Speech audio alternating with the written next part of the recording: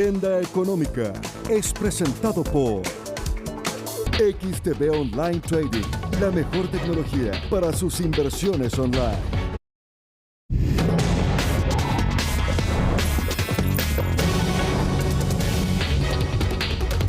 ¿Cómo están? Bienvenidos a Agenda Económica PM. Muchas gracias por acompañarnos a esta hora, comenzando la semana, en este día, lunes 24.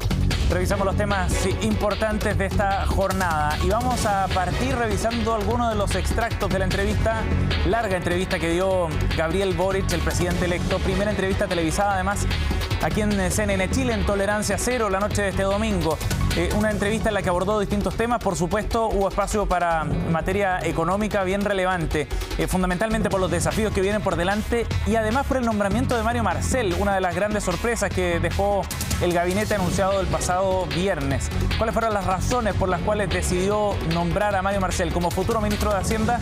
Uno de los temas que abordó Gabriel Boric en esta conversación. Mario Marcel es una persona, yo diría, de ideas socialdemócratas, progresistas, muy serio y responsable. Y esa seriedad y responsabilidad es un valor que no es igual a moderación. Esa seriedad y responsabilidad es la garantía necesaria, condición necesaria para poder llevar adelante cualquier tipo de reforma que sea sostenible en el largo plazo. Por lo tanto, uno de los primeros mandatos, sin lugar a dudas, va a ser el diálogo para realizar este pacto tributario en donde converjan organizaciones sociales, el gran empresariado, las pymes. Un pacto tributario, decía el presidente electo, que será uno de los temas prioritarios para el primer año de gobierno. Además, aseguraba que habrá énfasis también en negociar un nuevo royalty minero, otra de las propuestas importantes de su programa, y también avanzar en el combate a la elusión y la exención como forma de financiar efectivamente el programa de gobierno. Pero no fue el único tema. También Gabriel Boric descartó la posibilidad de un quinto retiro desde los fondos previsionales. Esto fue lo que dijo el presidente electo al respecto. Vamos a hacer todos nuestros esfuerzos para que nunca más los trabajadores tengan que pagar con sus propios ahorros una crisis que es global. Y por lo tanto, no está dentro de nuestro programa nuevos retiros. Y en esto tenemos plena coincidencia con el ministro Marcel. Yo no voy a favorecer retiros y espero que el Parlamento, pese a que he escuchado algunas voces que hablan de más retiros, no es la solución. No es parte de nuestro programa de gobierno. Tenemos que mejorar, recuperar la economía, los empleos, generar las condiciones para que haya seguridad social para quienes más lo necesitan, pero los retiros no avanzan en esa dirección. Mantener el IFE laboral y el fomentar específicamente la creación de empleos formales.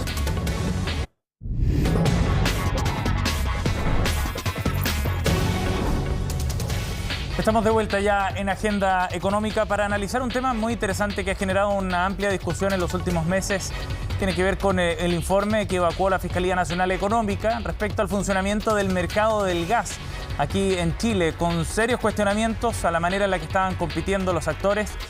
Baja intensidad competitiva, esa era la frase que ocupaba y el diagnóstico finalmente que plantea la Fiscalía. Se hizo una serie de propuestas, el gobierno tomó algunas de ellas y las ha llevado al Congreso para un proyecto de ley para cambiar precisamente esta industria y generar, sobre todo, más competencia y mejores precios. Vamos a conversar de este tema. Estamos con el gerente general de Gasco GLP, Marc Llambias. Gracias por estar con nosotros. Bienvenido. Muchas gracias, Sebastián. Marco, ustedes han criticado el informe de la Fiscalía Nacional Económica, han planteado que básicamente se cometieron varios errores de análisis. ¿Por qué? Mira, básicamente nosotros trabajamos entregando toda la información que nos pidió la Fiscalía en su minuto y cuando vimos el resultado preliminar nos dimos cuenta que no se habían considerado, a nuestro entender, porque en base a los datos nuestros, toda la información de costos que está en esta cadena logística de la venta del gas. Y además, en el caso donde ellos hacen un análisis de lo que llaman cohetes y plumas, donde dicen que el precio sube muy rápidamente cuando sube en el mercado internacional y baja muy lento, nosotros replicamos todo ese mismo análisis con la misma metodología de la FNE y además con una metodología adicional y llegamos a una conclusión totalmente diferente. Eso lo hicimos también utilizando economistas reputados de la Universidad Católica, de la UDP, y llegamos a conclusiones diferentes. Por eso nosotros aportamos en este proceso toda esa información para que fuera analizada. Pero eso es interesante porque la Fiscalía dice que recoge todos los insumos que ustedes, las empresas, les han entregado y en su informe final ratifica las mismas conclusiones en el grueso, digamos, del informe preliminar. Así es, digamos, y eso es lo que nos llama la atención, porque si uno mira los resultados económicos de la empresa de los últimos 10 años, se da cuenta que las utilidades, el resultado operativo de esa empresa no tiene por ninguna parte el resultado que la Fiscalía dice, y eso de información es pública y cualquiera la puede analizar. Entonces, esa es nuestra principal preocupación por estas conclusiones que mostraba la FNE. Ahora, lo llamativo de eso es que la Fiscalía Nacional es un organismo reputado, que tiene su prestigio, que tiene equipos también muy importantes, que se ha asesorado con economistas también externos, digamos, Eduardo Saavedra en este caso, y el gobierno también recoge esos argumentos al momento de plantear su propio proyecto y llevarlo al Congreso. Así es, nosotros respetamos totalmente el equipo económico que está detrás de la Fiscalía y hemos trabajado con ellos entregando toda la información y sabemos que hicieron un trabajo bien acucioso con toda la información que les llegó, pero en algunos puntos creemos, porque no sabemos exactamente cómo hicieron los cálculos, que dejaron de considerar algunos elementos del costo de la cadena de distribución. ¿Cómo cuáles, por ejemplo? Por ejemplo, como los incentivos que se le pagan a la red de distribuidores para que hagan su trabajo en tiempo, en forma, que cumplan un horario y un nivel de servicio, que eso ha ido incrementándose en el tiempo. Entonces, y eso genera una distorsión bastante grande dentro del análisis que supuestamente había hecho la Fiscalía. Para las respuestas dicen que consideraron eso, pero nosotros no vemos cómo llegan a esas conclusiones diferentes. Ahora, en lo concreto, por ejemplo, si uno toma el pulso de la ciudadanía, hay una percepción de que efectivamente el costo que pagan ellos por los cilindros de gas han ido aumentando con fuerza, que es coincidente, digamos, con el diagnóstico que tiene la Fiscalía Nacional. No es exactamente coincidente, porque hay que recordar que la Fiscalía hizo un análisis entre el 2010 y el 2020. Claro. Y ese análisis, ese informe preliminar que se presentó el 2021, se dio en un escenario donde el 2021 tuvimos los precios internacionales más altos del gas en los últimos 15 años. Sí. Pasamos de tener precios casi al triple de lo que costaba el gas antes de importarlo a Chile. Y además se suma que hay un tipo de cambio que es mucho más alto de lo que teníamos históricamente. Entonces, el precio en Chile está mucho más alto de lo que estaba entre el 2017 y el 2019, ¿cierto? Y subió bastante para la gente, y eso nos preocupa, obviamente. Claro, eso a nivel de percepción de los ciudadanos, pero el análisis de la Fiscalía divide dos ventanas, ¿no? Una hasta el 2014, la otra 2014-2020, y ahí es donde ve que efectivamente el alza de costos que hubo en un momento, el cohete, no bajó con la misma velocidad, la pluma, en su teoría. Según ella hay una diferencia entre el periodo 2012-2014 y el resto de los años. Nosotros no vemos eso en nuestras cifras, por lo menos, no tenemos toda la información que tiene la Fiscalía de todo el mercado.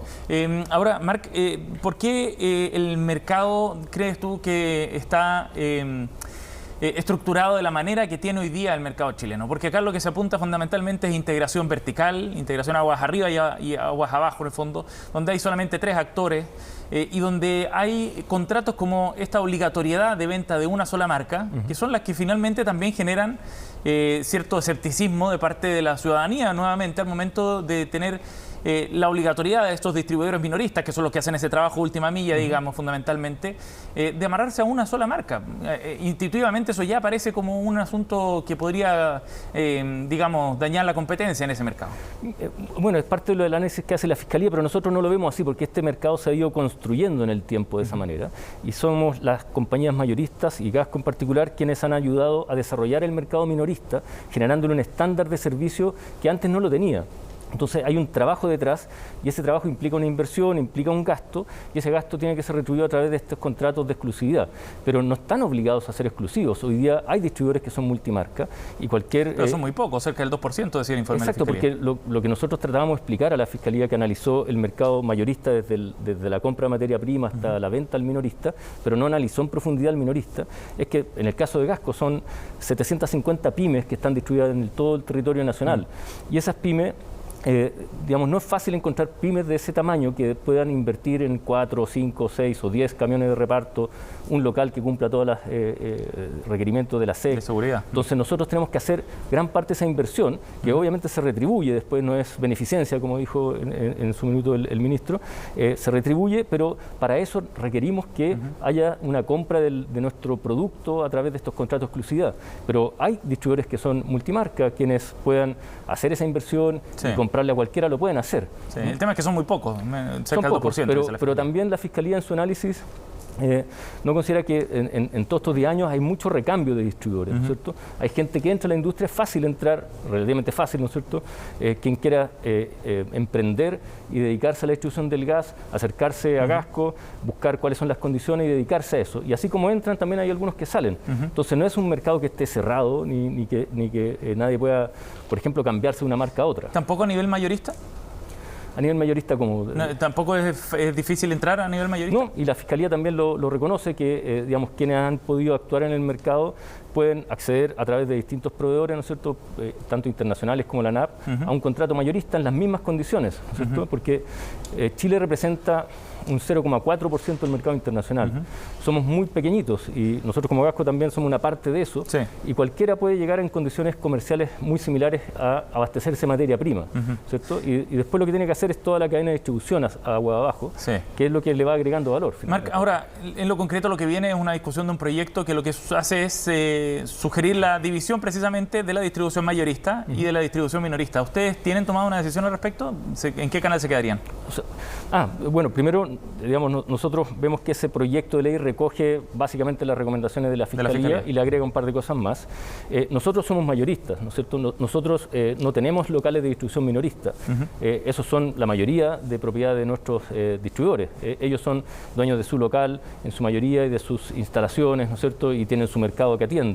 Entonces, difícilmente podríamos tomar ese mercado y dejar detrás el mercado mayorista. ¿Pero se acabaría la exclusividad de los contratos? Se tiene que acabar por ley, si es que la ley se deja de esa manera. Claro.